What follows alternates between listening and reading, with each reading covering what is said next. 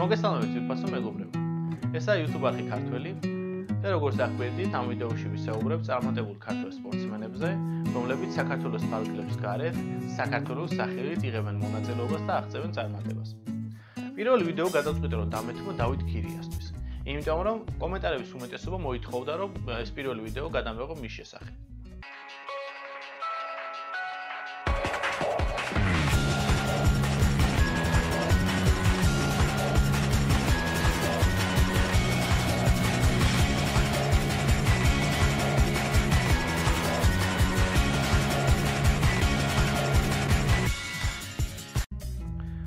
დავით ქირია დაიბადა ქალაქ ზუგდიდში. მან თავისი სპორტული კარიერა დაიწყო ფეხბურთით. მიუხედავად ამისა, მან მალევე აღმოაჩინა, რომ მას უფრო აინტერესებდა კარატე. ამიტომ მან გადაწყვიტა, რომ თავისი დროის უმეტესობა დაეთმო კარატესთვის. როგორც ჩვენთვისაც ცნობილი, მან კარატეში მომზადება დაიწყო ბავშვობიდანვე. დავით ქირიამ პირველად კარატეში მომზადება დაიწყო აშიჰარას კარატეს სკოლაში, ბატონ ბაჩუკი ფარცვანიასთან. დავით ქირიას თავიდანვე ჰქონდა მიზნად დასახული წარმატებისთვის მიეღწია ამ სპორტში და გახდარიყო ერთ-ერთი საუკეთესო სპორტსმენი. მიუხედავად იმ პრობლემებისა, რომლებიც მის ოჯახს აწუხებდა და ხშირად საკვების უქონლობის გამოც ვერ იკვებებოდა სწორად, მაინც წარმატებული იყო და საქართველოში იმ უმეტესობა შეჯიბრებებზე, რომლებიც მან მიიღო მონაწილეობა, ხდებოდა გამარჯვებული. ხოლო საზღვარგარეთის წარმატებებს რაც შეეხება, მისი პირველი წარმატება ფაქტიურად თავიდანვე დაიწყო. იგი 2007 წელს გავიდა საზღვარგარეთ, კერძოდ ჰოლანდიაში შეჯიბრება Golden Glory-ზე, სადაც იგი გახდა ერთ-ერთი წარმატებული სპორტსმენი. ამის შემდეგ დაიწყო მისი წარმატებები უცხოეთში. იგი 2008 წელს გახდა გერმანიის ქალაქ დორტმუნდის გრან-პრის ჩემპიონი. 2009 წელს თურქეთის ქალაქ სტამბულში აზიის გრან-პრის ჩემპიონი. ხოლო ასე 2009 წელს იგი გახდა კარატე კიოკუშინკაის ჩემპიონი ქალაქ ჰააგში.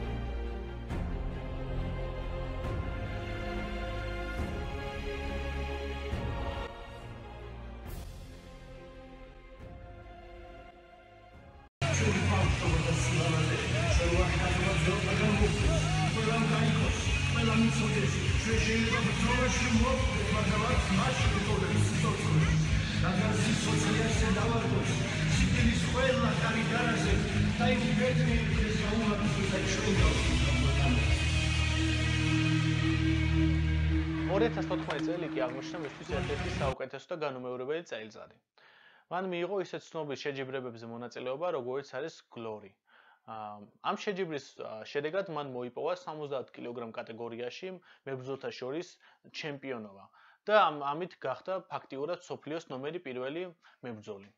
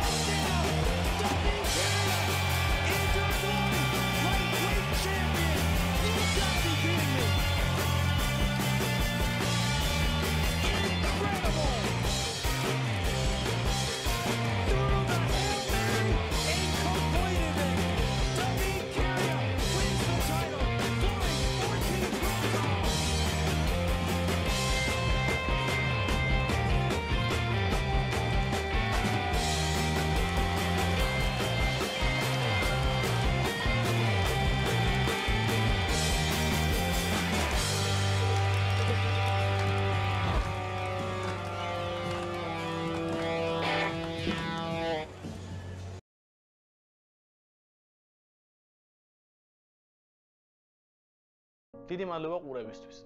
თუ მოგეწონათ ვიდეო, შეგიძლიათ მოიწონოთ იგი.